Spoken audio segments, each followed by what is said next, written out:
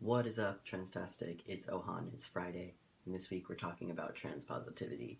And I thought, what better a week to be naked in my video than the week of trans positivity? So here we are. I'm about 3 months post-op. If you have questions, hit me up on my Tumblr. I'm also doing a Q&A, so you should ask me things. I want to make sure I have a variety of questions. Right now, they're all generally not trans-related, so just throwing that out there. I'm done my personal announcement, and we'll now get talking about the topic. So, trans positivity, here we are. Positivity, I always like to break things down and remove trans for a second and just positivity. Positivity is hard for me, and I think it's hard for a lot of people. It's hard for a lot of people because there's a lot of negativity in trans people's lives, and so it's easy to just focus on the negativity, and your brain takes always the path of least resistance, and it's used to thinking about everything negatively. Positivity in general, for me, is like my brain has to take an extra step. Like, I always want to go to the negative aspect of anything. Not that I want to, but it's just the way that I'm wired, and I obviously don't want it to be that way, but that's just what it is. And so I have to do a little bit of extra work to see the positive side of things, but I think topics like this are really good because it forces me to really sit with what are the good things about this, and how do I feel like I've grown as a person, not just transition related, but just as like a well-rounded adult person. The first thing that comes to mind is just having to come out a whole bunch of times. It's just practice having really difficult conversations, and that's a thing that you'll need in life all the time because life is difficult and things come up all the time, and you have to say things that you don't necessarily want to talk about with people you don't necessarily want to talk about it with, and that's just life. That's life. I mean, if you ask any cis straight person, hey, have you ever had a difficult conversation? Yes, everybody's had difficult conversations. I do think that some of those conversations are more socially acceptable than others. Coming out, what else do I think is positive? It's made me really educated in not just trans related things. I never really thought critically about my cultural identity until it intersected with my queerness, and then I was like, whoa, there's this whole other part of me that I never even addressed, explored,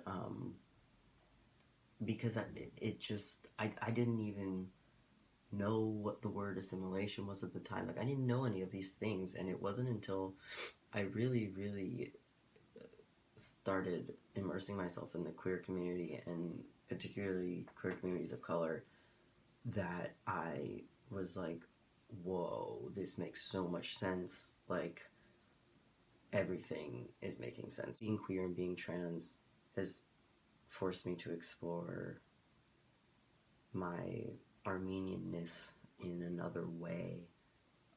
And it's also introduced me to a lot of other queer Armenians, which I think is great, which brings me to my next thing, which is community. I don't know why I didn't talk about this first. It's like the biggest positive aspect, I think, of being trans is community. The world is so big right now. I mean, right now, as if it wasn't before Pangea. I mean, whatever. It can feel really isolating being around so many people, and I feel like everybody's kind of looking for their people. And I feel like being trans, being queer, being whatever I am, um, has kind of carved out this place for me in the world where I feel like I am a member of something, and that's a really nice feeling to have because I've been looking for people like myself, for people to understand what I'm going through. Um, that's it's just something that I cannot imagine what my life would be like without that. And so that's been a huge positive thing, is just friendships and support from people I know, people I don't know. I guess maybe this is the last thing I'll talk about, which is just the way that it's shaped my thinking about things.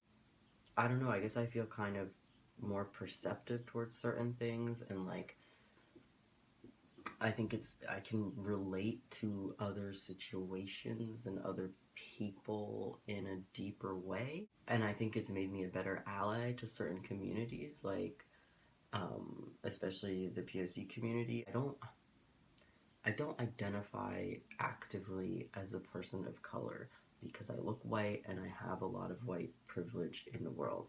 But at the same time, I don't identify with being a white person because I don't feel like my experience was that of a white person. I'm not going to say that being oppressed as a trans person makes me understand every oppressed person in the world. Absolutely not. But it has given me this element of empathy and compassion and interest to care about what's going on in these communities and to recognize when things are fucked up and to see in what situations can my voice be helpful, in what situations should I stand back. It's made me a better person. No, it's just made me more aware and thoughtful and educated, I think, and compassionate and empathetic and sensitive and a better ally.